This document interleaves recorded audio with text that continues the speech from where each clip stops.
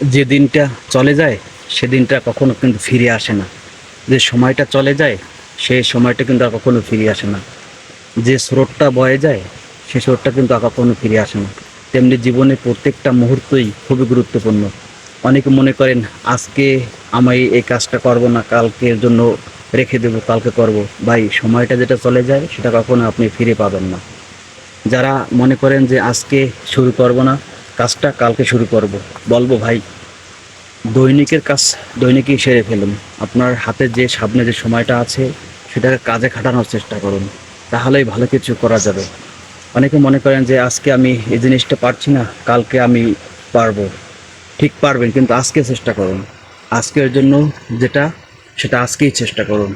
কালকে আপনি ঠিকই পারবেন, কিন্তু চেষ্টাটা আজকেই করতে হবে। তাই সময়ের কাজটাকে সময় গুরুত্ব দিয়ে করতে হবে, তাহলে জীবনে ভালো কিছু পাওয়া যাবে। দেখবেন যারা ভালো কিছু জীবনে পেয়েছে তারা কিন্তু অদম্য পরিশ্রম করেছে, অদম্য চেষ্টা করেছে, তার সাথে লেগে থেকেছে।